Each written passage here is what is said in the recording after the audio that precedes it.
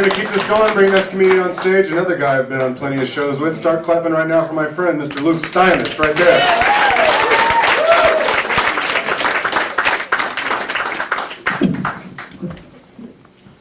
So I've been waking up a lot in the middle of the night lately. It's really been bothering me because it can only mean that either I'm developing insomnia or my tits are crushing my lungs.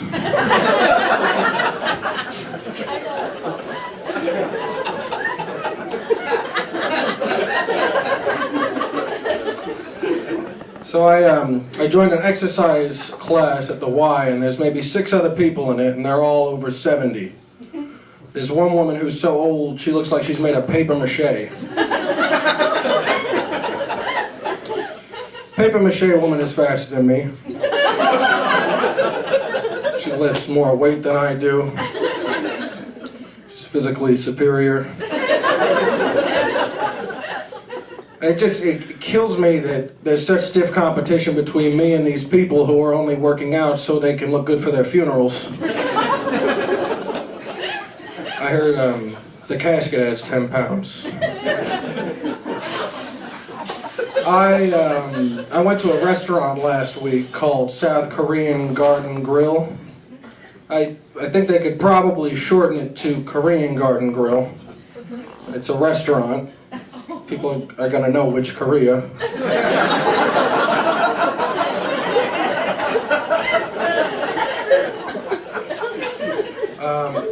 I work at Petco, right? And they've been teaching me like the Petco language.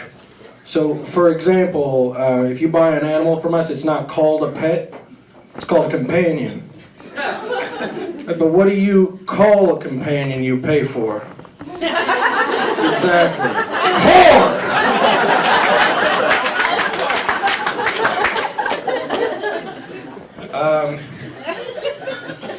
So probably the hardest thing to deal with are these very old people who will hand you a dead cell phone and say, here are my coupons.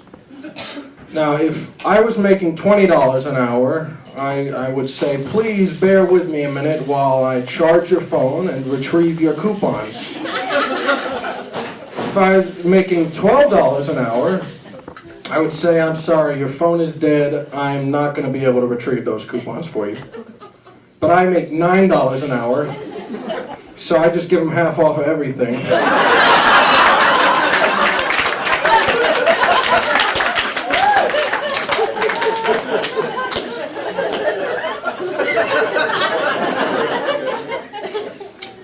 A lot of the animals die because we don't know what we're doing.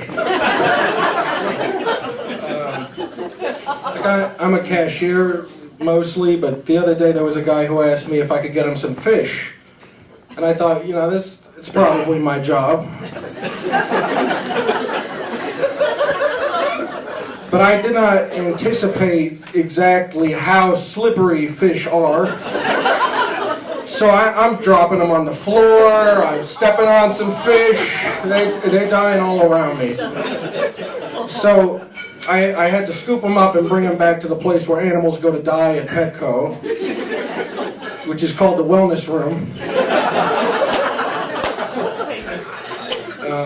In the wellness room there's 2 things. There's a freezer full of the dead companions.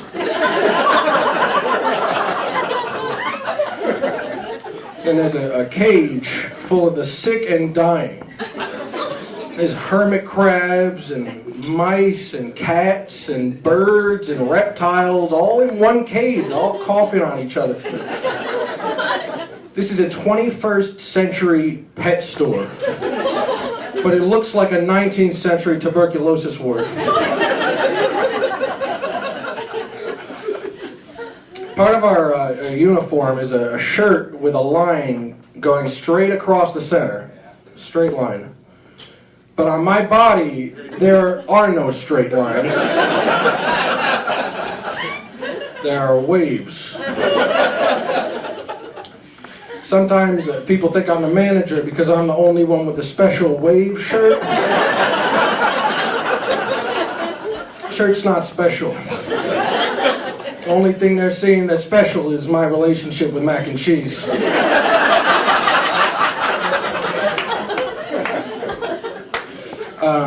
Recently we got a new treat in that looks exactly like an Oreo. And now, I had never eaten a dog treat before.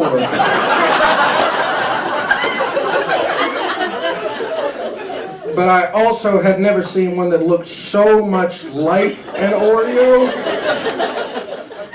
So I was making my way over to the treats. But before I can get there, my coworker Martha comes over, and shamelessly she begins eating all the treats, treat after treat. And she turns to me with a mouth full of dog Oreos and says, "How's life?" That is what Petco does to people. A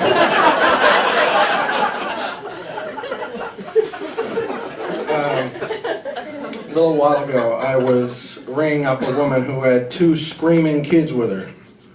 She left. The next woman in line comes over, and she's mad. She's already mad. She says, "Some people," and they said, "I'm the one that's not allowed to have kids." If I was making $20 an hour, I would say, "I've known you for 10 seconds. I already wish you were my mom." If I was making $12 an hour, I would say I'm sure you'd be fine. I'm sure you'd be a good mother. But I make $9 an hour, so I gave her half off of everything. I thank you guys so much.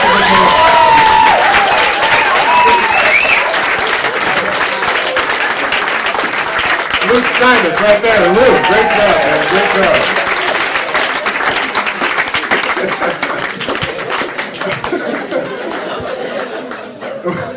We're all looking at Petco a little differently now, aren't